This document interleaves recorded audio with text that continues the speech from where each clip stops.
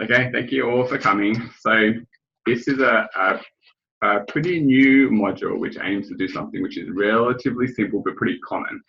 So when you analyze lots of diverter experiments, particularly ones that are looking for detachment, the common workflow requirement is that you want to bring together a lot of diagnostics in one place and plot them as a function of something, of which time is the most common but one of the least useful.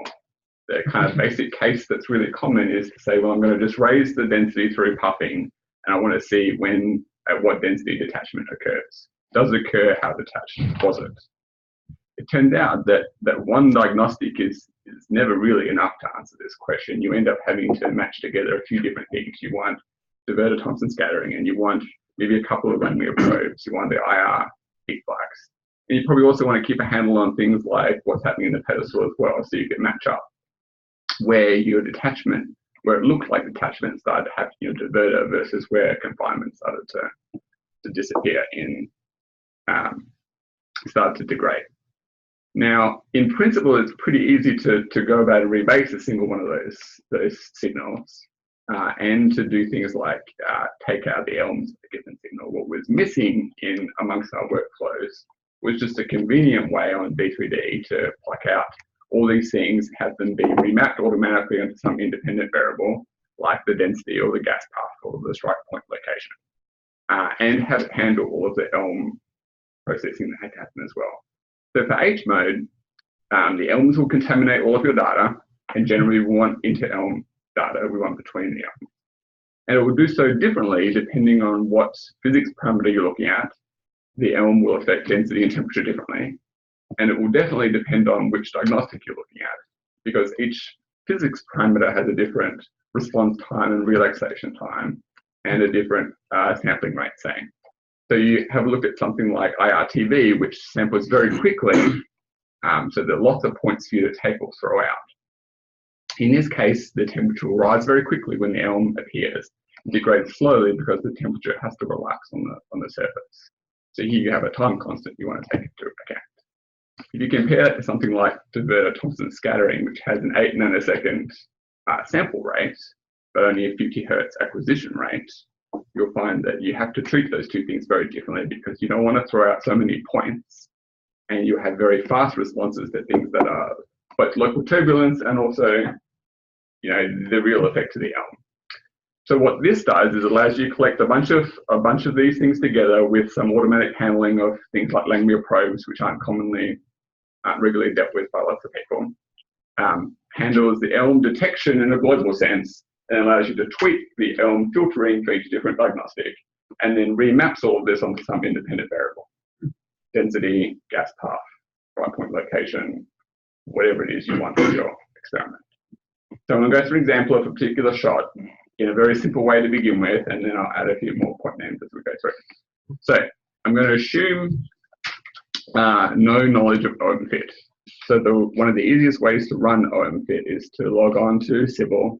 This is your terminal window that would appear if you just start off. You would then SSH onto Iris. I'm going to show you what you would do is module load OMFIT/unstable to load the environment for which OMFIT is going to come from, and then just type OMFIT and enter. So this will load the unstable environment for OMFIT, which is one of the places where this module is located. Now, the Detachment Indicator module, which is what I'm talking about here, is a part of the boundary toolbox. So there's a bunch of other modules that are applicable to boundary center type things that look at the Langmuir probes or heat flux, most of which has been run by David Eldon. So this is one of the packages in amongst that. So OMFIT will start up. Here at the bottom, you'll see there's a couple of there's a splash screen with some information about recent things that have happened. If you just hit continue to OMFIT, you start off with this OMFIT window. So the first thing we're going to do is import our boundary module toolbox. So if you go File, Import Module, here, start typing boundary, you'll see boundary toolbox appear. Double click it and it will start to load in. So in the OMFIT workspace, there are three main areas. You can see one of the areas chugging along here. So On the right-hand top side here is a console window. So this gives you a bunch of output prints from the workings of particular scripts that have executed that give you both the status of a given script as it's running. It might be printing some useful piece of information and also give you warnings, generally in red up here. On the bottom right-hand side is the command box that you can use to enter in particular commands that will then run in the OMFIT space. We're not going to do very much with this today, but this is a way in which you can interact directly with the OMFIT data. On the left-hand side here, there are a few different views that you could select with your tabs here. We're going to just stay in the default view. You can see the top here, the boundary toolbox has been loaded. So this section on the left-hand side here is the OMFIT hierarchical tree. So in here lives all of the data that OMFIT is going to use. There are scripts in there to run things. There is data that has been imported. There is data that's then been processed and worked on. All the things in the OMFIT world are living in this space, and it's a hierarchical setup. So in the very top here, we've just loaded the top piece of this hierarchy, which is the boundary toolbox. There's a little arrow here on the left-hand side. We click on the arrow, you'll see the things that are living inside of the boundary toolbox. I'll move this across a little bit. You'll see these are the submodules that live in there. So a few of these are very specific to the boundary toolbox. That's why they have an underscore under there. Detachment Indicator at the top there is the one we're going to be talking about today. But for reference, you can see there are some like probes, details that can be a standalone thing, or it can live inside of the boundary toolbox. There are some detachment control studies, some simple plotting for Thomson, analyzer for snowflake diverters, some generalized heat flux processing, and then there is fast Thomson and ELM processing toolboxes, which are also available outside. But in this case, have been imported into the boundary toolbox as helpers. So we're not going to go into any detail here, but if you were to click on the Detachment Indicator on the little arrow there, you can see that under here now lives a bunch of the data and scripts. So when we start running it, this is where the data is going to live. For the purposes of today, you don't need to know anything about what is going to go in there. Just know that in there will exist a bunch of the data that will be imported and processed that you can then use later.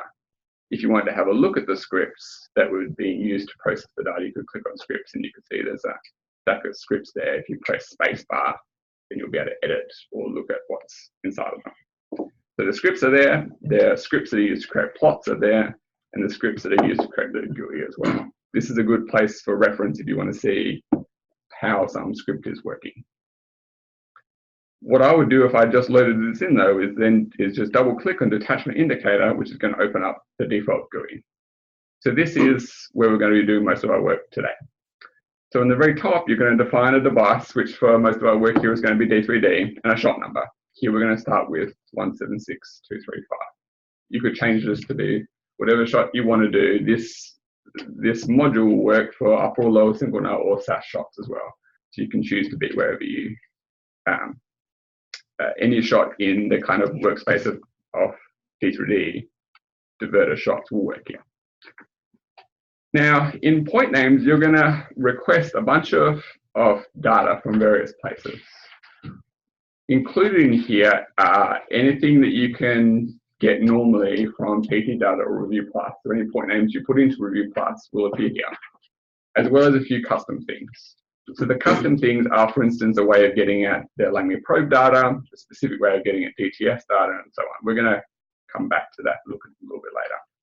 For the beginning, we're going to look at the simplest setup, which is going to be a list of just the density and the IRTV signal. So when you type something into an OMFIT box, you'll get a couple of different colors in the box. Here it is green, which says I'm good to go. If I put some just garbage in there, it's going to tell me it's red, which indicates that it's not the correct format for that particular box. So you don't need to know very much Python to interact with OMFIT, but you do need a couple of little things, one of which is knowing how lists are formed and strings are formed, for example. So what this field expects to see is a list of strings. So we denote list with these open and closed square brackets and string with the single commas here. This is ready to go. If I click away from here, this will be green, this will stay green, indicating that it is ready to be applied but hasn't been applied. So every time you write something into an OMFIT field, you then have to press enter for it to take, and you want to do one at a time. So the fields available in this section here are the point names that you want to look at, the remap variable, which in this case is what's going to be on your x-axis. Here we're going to be just plotting things as a function of density get started, and some definition of a ramp beginning and end. So this is the boundary on your data, defined loosely by what's happening in your remap variable case. So here we're going to look at a density ramp, and so the beginning of our useful time and end of our useful time is going to be between 2600 and 4900 milliseconds for this particular case we're looking at.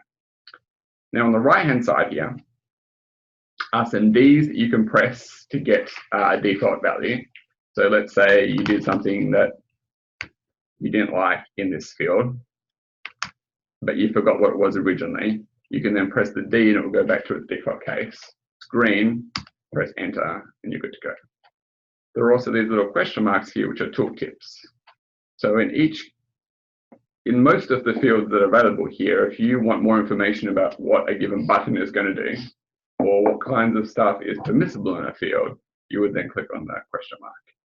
So in this field here, which we'll come back to later on, is for instance, the way in which you would specify a Langmuir probe point name, which is non-standard. So here you would say Langmuir probe underscore X underscore Y to get a particular quantity in a particular probe. We'll talk about that again a little bit. So let's say, it's not what we want here. Once you've defined the data that you're interested in, the range of which you want to look at it, you press fetch raw data, which is in the bottom, and it's going to go away and it's going to find that data and do no processing on it. It's just going to fetch it and come back.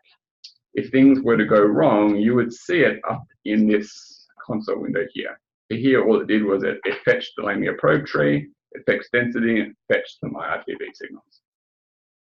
What has appeared though, these additional tabs up here.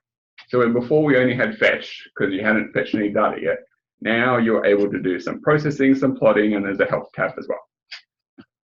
So the second step of our workflow is going to be taking the data that we've just fetched and doing some basic processing on it. So in the first case, you have some global things to do, for instance, the global ELM detection, and then some diagnostic specific options in filtering and smoothing that we're going to go through. The very first thing to do on any given shot is going to be to work out your ELM detection. So if we press this button, you're going to open up what's a pretty significant looking set of fields for ELM detection. So for this module, the way that I've worked it is that the ELMs are detected in a global sense. So for all your diagnostics, it doesn't matter what you're going to be looking at, the ELMs are happening at pretty well the same time everywhere in the machine and for all the parameters. The ELM is something that happens and then your physics parameters or diagnostics kind of react to it. So where the ELMs happen is decided once for all your diagnostics. You're going to later on decide how to deal with that information on a diagnostic specific basis. There are lots of settings here.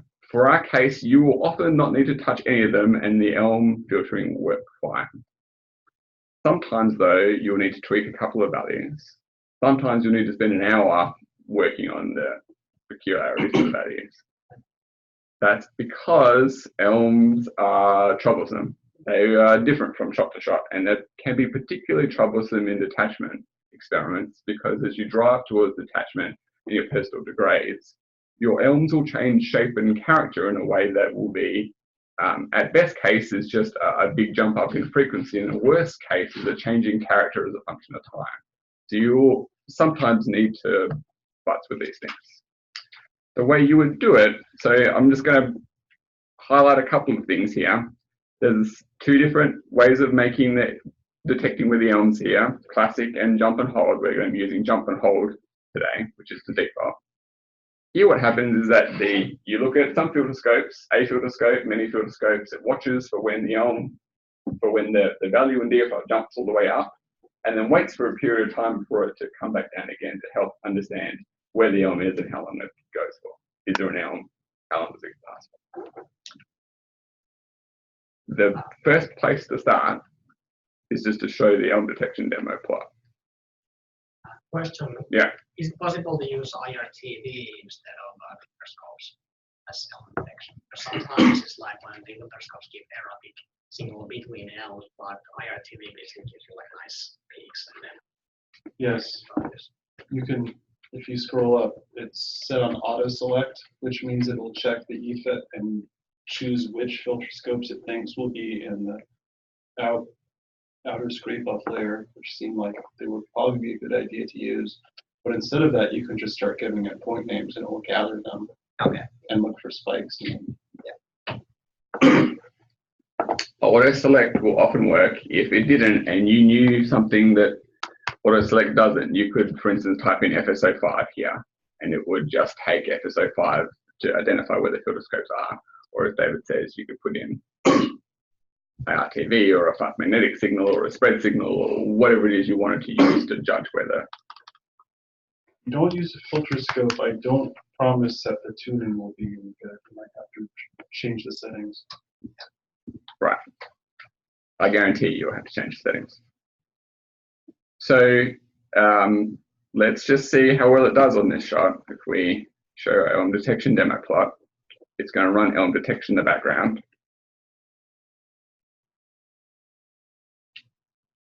It's aborted itself. I think maybe auto and responsely. Yeah. Or like just default. Yeah. Bingo. That's why the default catch. is there. That's why the default button is there. In the ELM processing, sometimes you change a theme because of some stuff that happens in the background. You will then need to do a reset your current instance of the ELM filtering to the new settings. This button will appear when you need to press it. And then you'll press it. And it'll go away. I'm gonna crack. Okay. So this is a plot now of your, in the top image here, it is the D alpha signal in blue with the ELMs it found in red. The second plot then is the ELM phase that was calculated given that ELM detection. And the bottom here, it has some more information on the peculiarities of the timing. We just zoom in on one of these here. You can see that of all these things that are obviously ELMs, it only found 2 of them. This is an example of something that's got to be tweaked. So just because I know what this shot looks like, this particular value here, this top section of the plot in the tutorial I've boxed in a way that I think will be clearer than this zoomed in view here. The top of this panel is about ELM detection, the bottom is ELM filtering. You only care about ELM detection here because that's what we're doing in a global sense. We'll deal with filtering later. These kinds of options are explained more if you click on the tooltips. It turns out that for this particular shot, we have fatter than normal ELMs, and we need to give it 3 milliseconds instead of 1/4 milliseconds to find the point at which it's going to pop back down again. So if we make that 3, and now we have to now click on the magic button. That's really long. It is really long, but I assure you. Because it goes up and then it ramps. Where did you find these things? So have another look. Here we have a lot more ELMs identified. So in the beginning, when things are attached, it is finding the ELMs. You can see now because each of the ELMs that was blue is now red. And the plot below it makes more sense as well. So here you can see what the ELM phase is doing. This will be important later. So during an ELM, the ELM phase is between -1 and 0. When it declares the ELM has stopped, it starts counting in phase. It's 0 when the ELM, at the end of the last ELM, it's 1 at the beginning of the next ELM. So it's monitoring with time, but it's dependent on what you said the fall threshold was. Only identification is needed for the false threshold. Once the ELMs have been found, it's then working out how long it is using that threshold, but also it needs the extra time to find the bottom, but the bottom could be up to 3 milliseconds. So it's identifying the ELM, end of the ELM as when it starts to relax down to this value here. So I'm just saying, look out to 3 milliseconds, but it may only take 1 millisecond. That's a different setting. There's the timeout for holding elm flag until low signal. The default is 5 milliseconds. So what's my 0.25 millisecond setting? That is trying to find the jump. It's confused by something. I'm gonna. But, let's table that. For now, Thank you for finding a fringe case. So I can optimize the algorithm. you're welcome. As things go on later, I'm going to tell you that in the end of the shot it's detached and things get a little hairier. There are some big ELMs, and in between the big ELMs are some little ELMs and some weird dithering. The way that I've chosen these values, the way the default chooses the values, has picked out the big ELMs and left these little dithering values. It turns out these are more like HL back transitions and are not really relaxations of the pedestal, and not really ELMs, and this is stuff that we kind of want to let left behind. You could pick up all of these things if you wanted to with some other choices in your coefficient for the ELM processing. That's something that's better left for another day. For now, we know that our global ELM detection is picking up the vast majority of ELMs, and that's enough for us to move on. So I'm going to close that down, close this down, and then go into the diagnostic specific options. So here we've only got two diagnostics that we care about. One is the density and one is IRTV. In each one of these cases, there are some settings. So the ELM filtering settings to begin with. The most important one is your ELM phase range. So you're only going to take the data between the ELMs, but that means something different for different diagnostics. For density, you don't get strong reactions to the ELMs in this case. I take between 20% and 95% of the ELM cycle. So it's the majority of the time between the last ELM and the next ELM. IRTV is a little different. There's a ton of data that I can afford a very narrow space. I'm going to take between 80% and 98% of the data. It's slow to relax. So I want to only take data just before the next ELM. You can go through and select those as you like. And there are a bunch of different options here. One is how long would you wait after an ELM before you took some data by default. So this would be useful if you had an ELM-free region, or you had no ELMs or ELM mode where you wanted to make sure that it wasn't going to just keep waiting forever for the next ELM, which never comes. You could reject data that comes too soon after an ELM to stop there being problems with ELMs that come very close together. You can use a window for the integration time. So if you have something like de Sitter-Thompson scattering, which only has an 8 nanosecond window, it's basically instantaneous. But lots of diagnostics are based on camera systems that have integration times that might be a few milliseconds, or might be like 10 or 20 milliseconds. And here you can't take it as instantaneous data anymore. You've got to sometimes, say for example with CER or diff spread, the fast cameras themselves, lots of the spectroscopy, you could then use a window and define what kind of a window was present for that given shot. And then we care about what the ELM phase is throughout the whole window, as opposed to an instantaneous ELM phase. There's another couple of options here which you can find out more about in the tool tips. For each diagnostic, you now have an option down here, a button which is to run the ELM detection and plot just that diagnostic to check it out. This is for fine-tuning these kinds of settings here. So if we run it for the IRTV case, I'm going to go away and think about it for a second, and it's going to plot a similar plot to what we had before, but with your new data on the bottom. So if we zoom in here, we should get a feel for what it's actually doing. So the light blue data here is the raw data. The dark blue data is the data that you've now trimmed out of it. When you set your ramp start and ramp end time, that was you just trimming the data, which is the darker blue. And the black dots here is the data that it's taking after the ELM filtering. So if we look just at these nice attached ELMs, you can see these are the ELMs that it finds in the top case here. This is just the D after signal. Here is the ELM phase. And the bottom, you can see here is the end of the last ELM, and we gradually ramp towards the beginning of the next ELM. The only data that it takes, the black points here, are between 0.8 and 0.98 of the ELM phase. So this is us just taking the little bit of data towards the very end of the shot at the end of the ELM. If you look at the behavior of the whole thing in general, you can see that our black dots are hugging the bottom of this curve, which is what you expect for IR data. The heat flux is low and then spikes up every time there's an end and relaxes. So what we expect to see is an absence of all those peaks. Let's say we mess it up just for the sake of seeing what it would look like if this was, say, minus 0.5. So it's going to take some of the ELM data and some of the between ELM data. You'll see you'll have points all over the shop.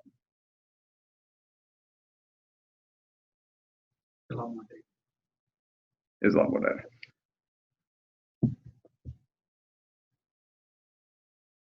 So here you can see that some of these points now are marching up the tops of the ELMs. Or later on here, you're just capturing all of the data effectively. Can you blow up the first part and see if it's even missing any of it? It's just, yeah. So it's because we took down to minus 0.5, the bit that it's missing here is from the beginning of the ELM to halfway through the ELM. So you could do this whole exercise looking at ELM peaks instead of looking at inter-ELMs by choosing -1 to -0.5, say, if you just want to look at, say, ELM scalings instead of inter-ELM scalings.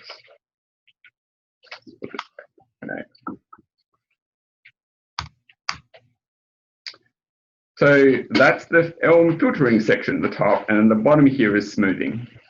So because we're going to be remapping all these variables onto new, onto other variables into new spaces, you really want to have some kind of smoothing for lots of your signals, because if you have a really messy signal, then when you do the remapping, then it just ends up looking really ugly. You can certainly turn this off if it's not for you. I have elected to use Savitsky-Golay filtering because I'm a big fan, and it reduces to much simpler kinds of filtering depending on the parameters you give it. So you get some window length, which is just how much it's going to look at, how many data points it's going to look at in any given slide, and a polynomial over which it's fitted across that that window. Here I'm doing something really simple. I'm just saying take 31 points and average it with a zero order polynomial. You can get much more sophisticated with this by raising the order of your polynomial, which will then have it hug the data more closely. When you do that, you have to be more careful, obviously, but Savitsky-Golay tends to be pretty good at preserving the big features of your data. Certainly if someone wanted other things, then we could look at that. David? Your data are sampled at irregular intervals now that you do with the ELMs. Mm-hmm. So if you tell a number of points, your windows will be stretched depending on if there's a gap or not. That is true. That's okay with you? It's not ideal, no. And you could, because the amount of time is changing from point to point in your between ELM places, then you're doing a different piece of averaging across there. So you'd want to be careful about having values for your window length that are much too short or much too large. You would see, though, when you looked at the data, if you were doing it really incorrectly. Can you specify a uniform point number instead of uniform phases for the conditional averaging? Could this be in terms of time instead of points? Yeah. In this case, no, but that's definitely something that could be done. All right. This is Currently, two just main points. ways we used to do the ELM. So let's say you think that you're okay with your parameters and filtering and smoothing, and you want to have a look at what happened. At the bottom here is filter, smooth, and plot for just this particular data type. So here you're just going to see what IRTV looked like. And this is a plot that you'll see variations of in lots of places in this module. So it's like we had before, the light blue, the dark blue, the black are the filtered points. And then we have a smooth plot, a smooth line in red that goes over the top here. So red is what will be used when you then remap this to some other variable later on. So you would check that things are not crazy here, of which there are plenty of values for which they would be. I'll leave it to you to play with your given piece of data. So from here, we're going to go on to look at plotting plotting these out in some more useful way than just the specifics. But before we do that, I'm going to give it a more complicated set of things to request. So we had, this is the default for this case. So we have density, we have a filter scope. This is how you would specify Langmuir probe. In this case, we want JSAT. I'm going to add to this the Langmuir probe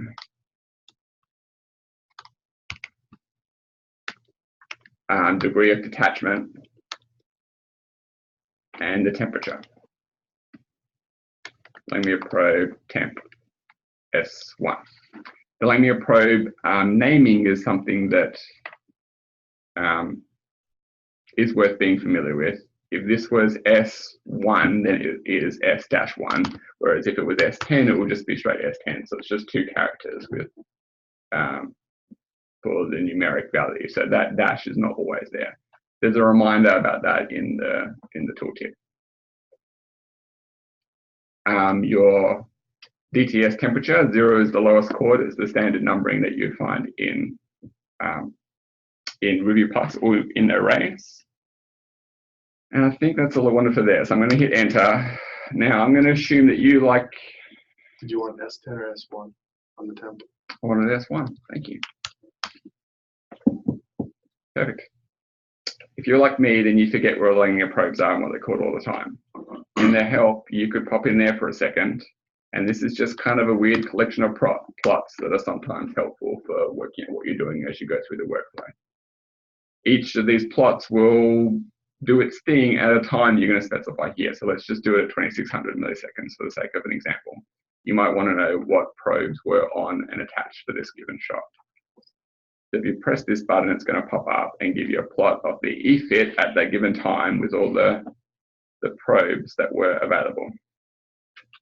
If we zoom out a little bit here, you can see these are the positions of all the plots with the name attached to it. So S1 is our probe here right next to the strike point, which is the one that which is why we're interested in it. But this is just helpful for working out what the probes were available and what the names are, because the naming for Langmuir probes can be non-intuitive.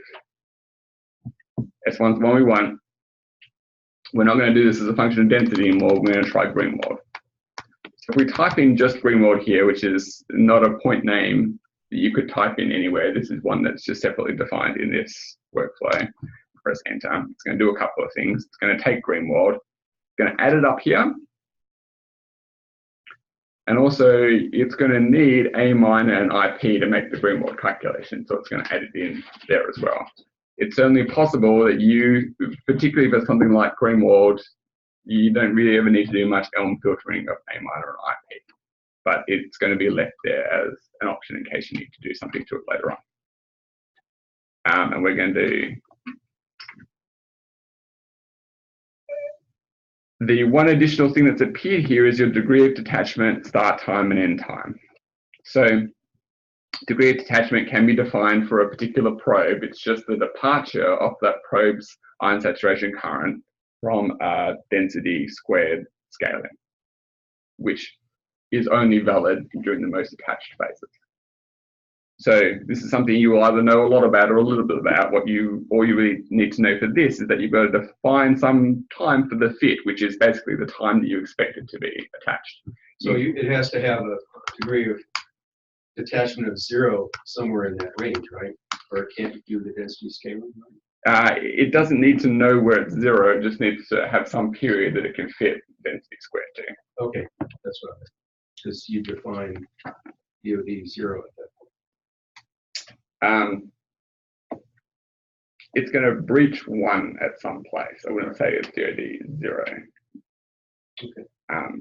I've got a plot that I'll show you in a second. It's going to try and fetch all this other data. So now we're going to have an awkward minute while we... Maybe I'll take advantage of this. Please. One suggestion is maybe for the remap variables, or you could have a drop-down menu so that people can pick it. And then DIII for someone like me really means very little. Maybe you can say period during which plasma is certainly attached. Is that what it means? Yeah. Well, let me show you. Let me show you a plot. So let's say you did some DIII. It's going to have to think about it. This is a button at the top here that we're going to do. We're going to talk about DIII-D again in a second. Let's say you were really confident with the default values, really confident. You could then hit this button at the top of the workflow, which just takes all of your data that just came in, and then it will filter it or smooth it or remap it instead of going one by one. This will allow you to do some kind of broad check over of your whole thing in one click instead of many clicks. So it's going to think about this for a second.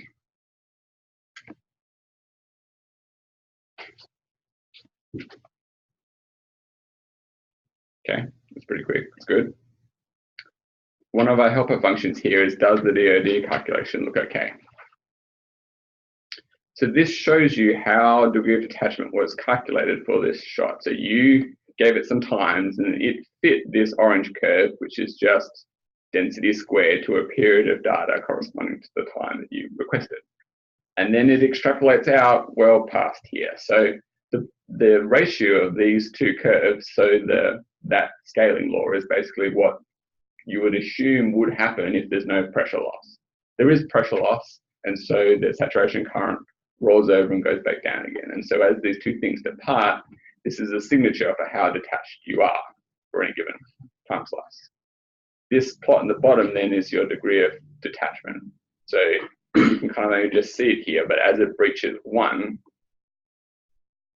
when it's really short, it's going to breach 1 anyway. This is now how detached you are, where a value of above 1 indicates detachment, but really above 5 or 10 or something is what you're looking for. This is just a way of checking that. It'd be cool if the data were colored according to whether or not they were used in the fit. That's a good suggestion. I'll do that. Okay, let's go back to our processing tab here. So now you have lots more tabs to work through. So here we have one for the filter scopes, one for the Langmuir probes, in this case JSAT and DIII-D. There is Devetter-Thompson scattering, IRTV, and there's a couple of individual point names. So it will have a go at combining a bunch of diagnostics together. So if you do 10 filter scopes, it's going to assume that you don't want to specify these values for all 10 filter scopes and that it wants to treat everything the same way. If you found that that wasn't right for you, this button here, Group by Diagnostic, will allow you to separate everything out by point name instead. So here you can treat everything that you requested as its own special snowflake. Generally, that's not going to be needed, and you're going to prefer the simplicity of just having them all grouped together like this. It'll sometimes split things up where it knows better. For instance, Langmuir probe temperatures have got to be treated differently to Langmuir probe densities or ion saturation currents, because the temperature is a fitted quantity, whereas everything else is more easily derived. So here, for instance, on advice from the Langmuir probe group, the default way of smoothing here is to first give it the smoothing treatment and then give it a separate median filter afterwards. So you can separately specify those two things. You can select whatever you want there, but the default is going to be just to treat it in that way. So in this case, the defaults are going to work out to be kind of okay. So we're going to just go on to plotting. In the top section here are some options just to plot all the signals that were imported.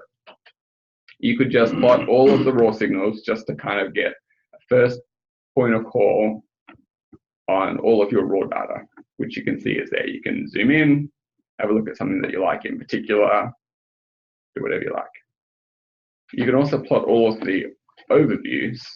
So these are the plots like we've seen a couple of times here, which plot out the raw data, the trimmed data, the filtered data, and then the remap data all in one plot. So you can look in one kind of place to see what kinds of data is taken from any given diagnostic, but you're probably going to end up having to do lots of zooming and playing around before you get what you really want. The one that you really want is the remap data. So this is where we've plotted everything as a function of whatever your remap variable was. I'm going to try and get this one to be just a little bit nicer. Okay, so here it's just the remapped data. So this is now your filtered and smooth data remapped as a function of some independent variable. And it's done just a slightly more careful look at the the way everything's plotted. So here, for example, you take your cursor and you look across them, and you can see that your ion saturation current here has a nice rollover. With your cursor, you can see at the same point here that you've got this drop over here in your Langmuir probe temperature. So this is where you would take this is where you would be starting to be able to ascertain whether or not detachment happened in your shot and how strongly you would think such a thing. You would compare, for instance, the time at which the temperature drops with the DTS here with the time at which you see a downward trend or a precipitous drop in temperature from the Langmuir probes. You could see when degree of detachment rises above 1, which in this case you can see actually isn't till a much higher density than where the temperature would have you drop by. And you can also check to make sure that your assumptions about your shot were okay. So if I now plot RVS out, which is the outer strike point location, this has now also been remapped to density, allowing you to answer the question, did the strike point move as a function of density? Because this is something that you would care about. It is potentially an error in your analysis. Here you can see that there is a little bit of drift in density, which is not uncommon because of we will often see a little drift in the strike point location as we move towards detachment. It's not super uncommon, but not in this case enough to invalidate our results. In this particular case, you don't see a huge rise up in the filterscope D alpha, but these are the kinds of things that you could do, is just pick out a bunch of different point names and compare them. This is still a little bit of an ugly plot. If you're in the control room, just wanted to check a shot from the last shot and see what was kind of going on with it, this is where I would spend most of my time. If you want to create a plot that was maybe a little bit nicer for your 805 slides or kind of moving towards publication level plots, you have a few more options down here. This is the bespoke experience. It's very fancy. Before you get to that, yeah. On that previous slide, which is kind of a good analysis stage, is there a way to do 2 shots comparison at this point?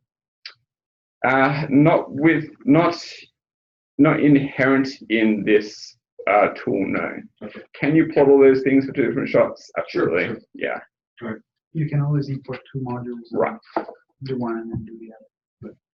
Where boundary toolbox here we imported is the whole thing. You could import it twice and have each one be for a different shot. And there wouldn't be a button click, but you have access to all of that data that is now living in the tree that you are plotting in your command box. Yeah, the problem is making sure you've gotten the same conditionals for all of them. So the way that I do it when I have this problem is I do it all for one shot, and then I copy instead of importing the module, I just copy the existing one and just change, say, just the shot number or. Now, if you want to do more work, I've developed an elaborate system of making subtrees for different shots and cases, which you've probably seen. I do want to do more work, so that's perfect. Thank you, David. Yeah. And the ELM detector is already set up to be fully compatible with that. Right. So we're going to create a slightly nicer plot now. You're going to select what you want to be able to plot off.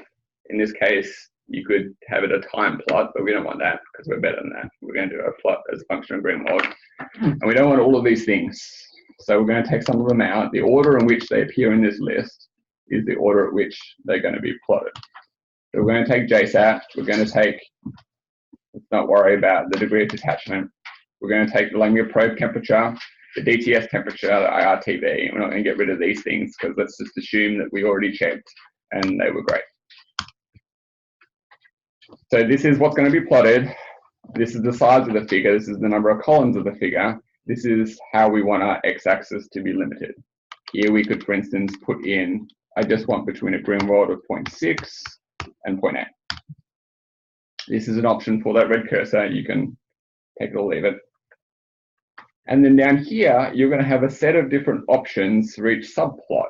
So this pull-down menu is now populated with each of the parameters that you just put in your list up here. So you're going to decide that you want a different kind of setup depending on what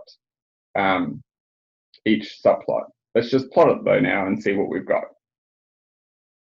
So this now plots as a function of Greenwald those parameters that you first described, that you just described. So this is JSAT rollover, this is the reduction in Langmuir probe and DTS temperatures, and this is the reduction in inter-ELM heat flux. Let's say that what we want to do is change the way that the DTS is being plotted, and we want the temperature from DTS on the same plot as the Langmuir probe temperature. You would go to DTS temperature, in this case. I would specify a y-axis because you don't want it to be crazy. Let's say it's between 0 and 30 EB. And then this is a string that allows you to input options into the plot for that one trace. So this is your plotting option string that you might be familiar with from the way that Matplotlib plots.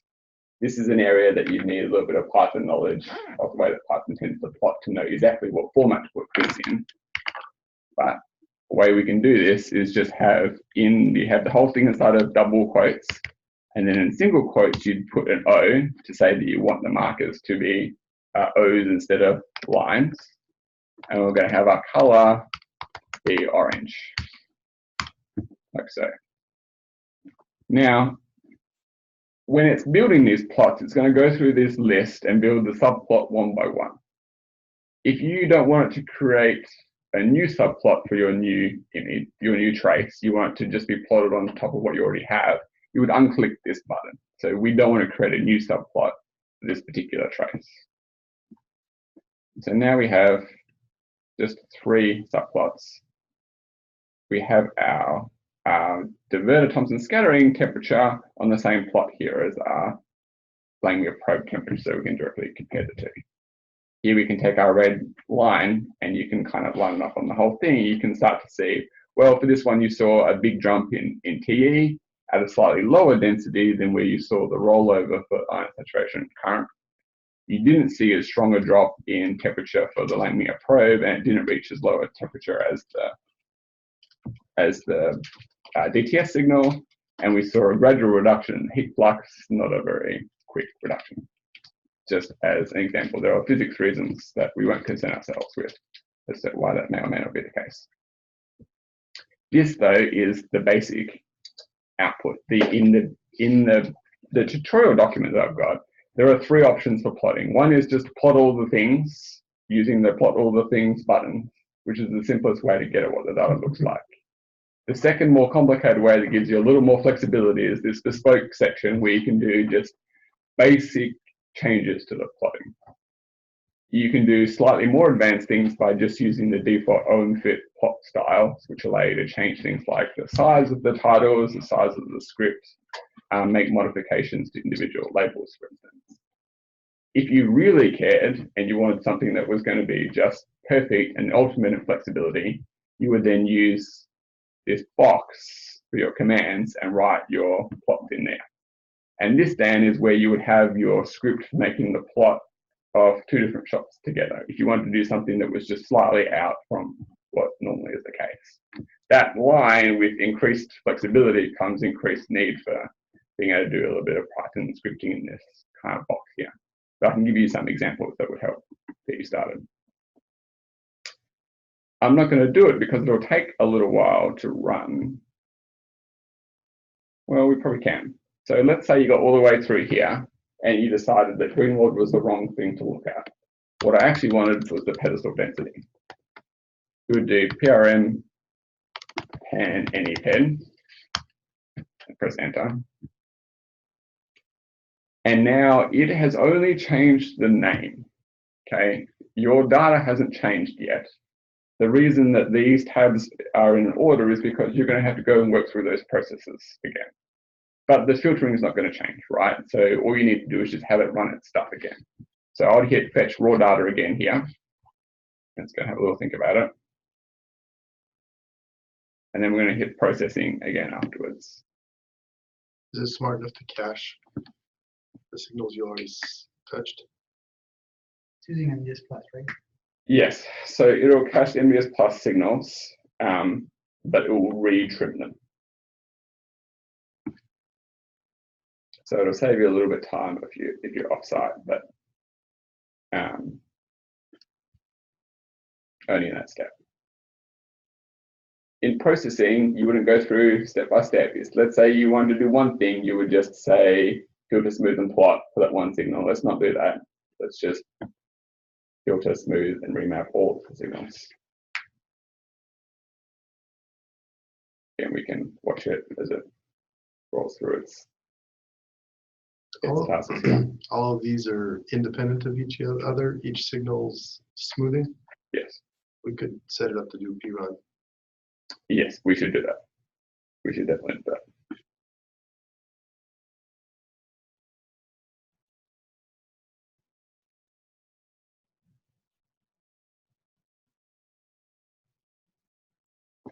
And now when we go here and plot our remap data now, it's going to appear as all as a function of pedestal density instead of the Greenwald density. So you're going to see small changes in the behavior depending on what you are looking at, of course. Now you can use anything for your remap variable. It's got to be reasonably well behaved or it's got to be heavily smooth. But examples would be taking the degree of detachment and plotting everything as a function of that. Or you could take pedestal temperature or a other confinement variable. As depth pressure gauges would be another good one, because it doesn't really care about what's on the X or Y axis. It only cares about how to interpolate one thing onto another thing, and does that in a really general way so that you can plot as you like. When you go into here now, you would now have a couple of different selections. You would, if you wanted to do a bespoke case, you would change to any head, and you would have to turn off your axis limits, which were Greenwald specific, and make the plot again. Right, very good.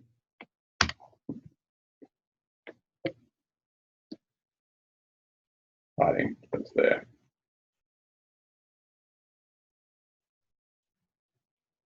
So you can see, for instance, in this case, you have a broader set of JSAT rollover as a function of pedestal density than you saw at the Greenwald, which is not super relevant, but interesting. The last thing, the last plot that I want to show you is this is an area where I envision there being more things that are, let's just look at a single plot from the beginning and the end of your ramp or your 2 points of interest. So look at the heat flux or the visible imaging from the camera systems in an attached case and a detached case. You put your 2 time slices in here. The one that's implemented here, which I think is worth looking at, is the 2D heat flux. So here you will take your time, say 2600 milliseconds, and it's going to go away and calculate what the 2D heat flux on the floor looks like for these times and plot it out. IRTV is particularly nice to look at here because its sampling is so fast. So this is a plot here of your heat flux, which is the color in megawatts per meter squared, and then time on the x-axis and S on the y-axis. S is a parameter for just where you are along the wall of your machine. It starts at the inboard midplane and then just slowly goes up as you go around the walls. And so here we have the 2 strike points here in these 2 cases here. And on the top, you can see the time dependence depending on where you click and the profile along S of your 2 strike points. This is the inner strike point here and the outer strike point here. This is particularly useful just for making sure that your time slice really is between the ELMs, because you've got the most IR heat flux on the floor is one of your best indicators of what your behavior is of the plasma at your surface as a function of time, because it measures fast and measures at the surface, whereas something like D alpha is a step removed away from your boundary, so it's harder to interpret what's happening at your floor. This is good for finding just the right time slice for your analysis. So maybe in the plot, can we see what happens between the detached and the non-detached? Yeah. We put in 2 different time slices here. I think 4500 is a good, what do we say? We said, let's try 4800.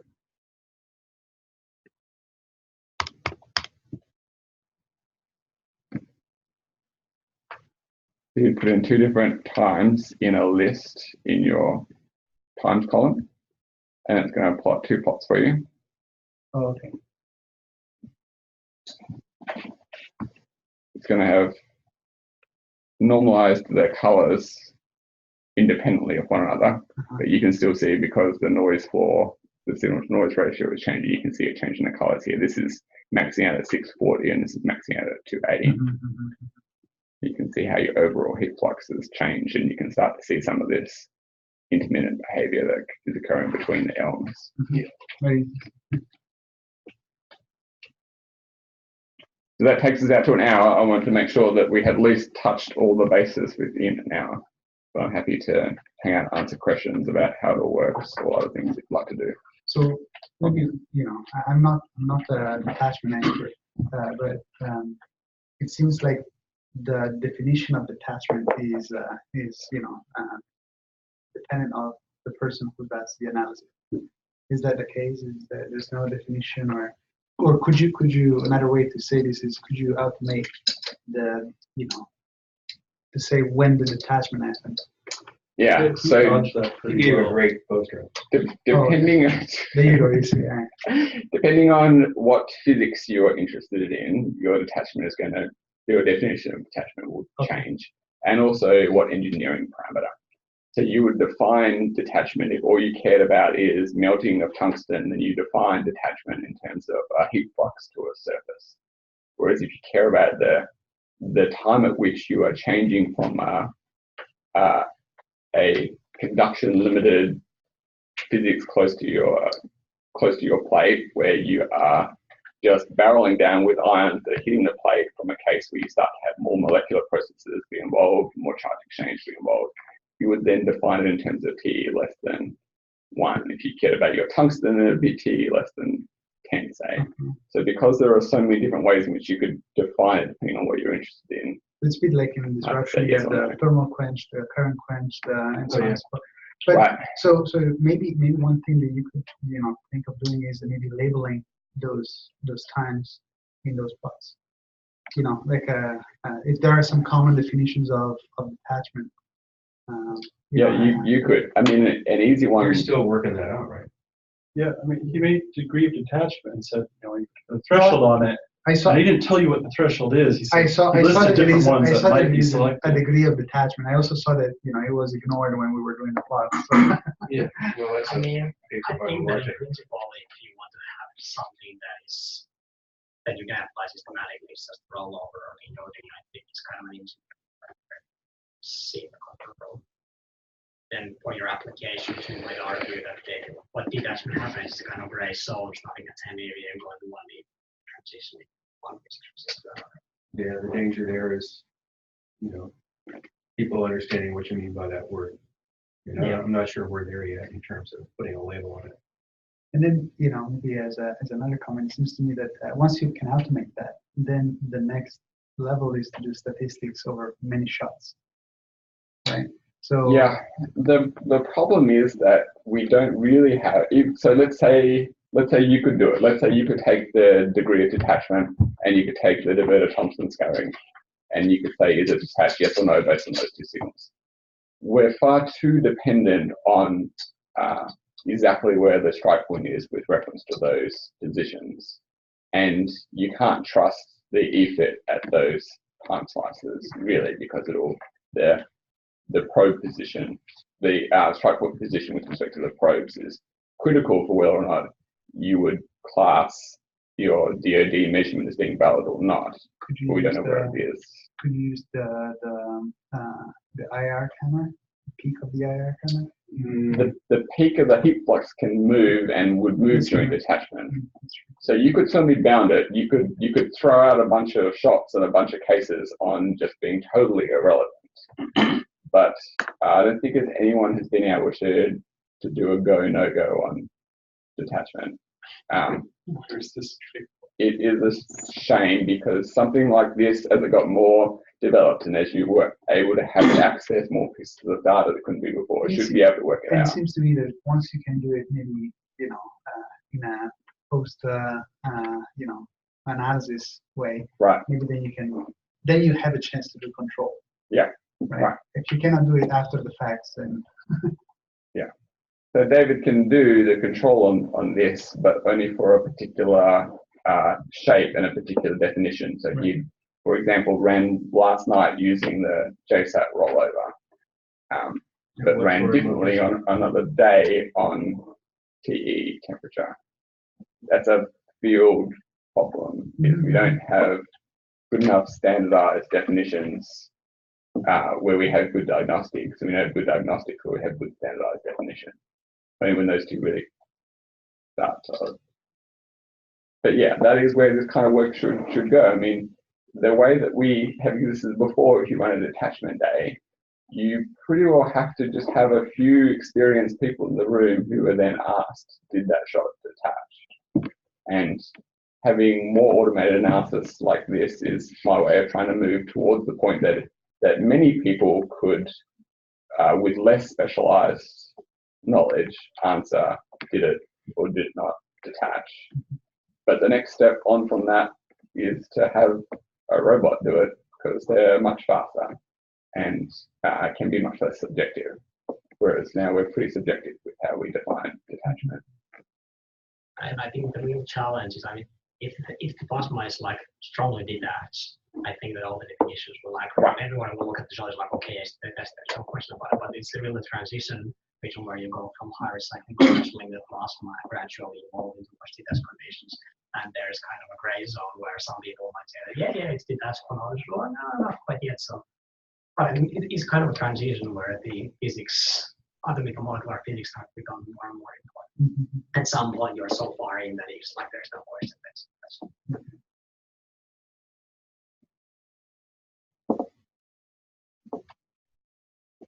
Do you have any questions or comments? I think this was great. So yeah, thank you, Cameron. Yeah. You're welcome. I hope that you have fun plotting all the things against all the other things. Exercise it and you know. Let me know when it works. I look forward to your emails.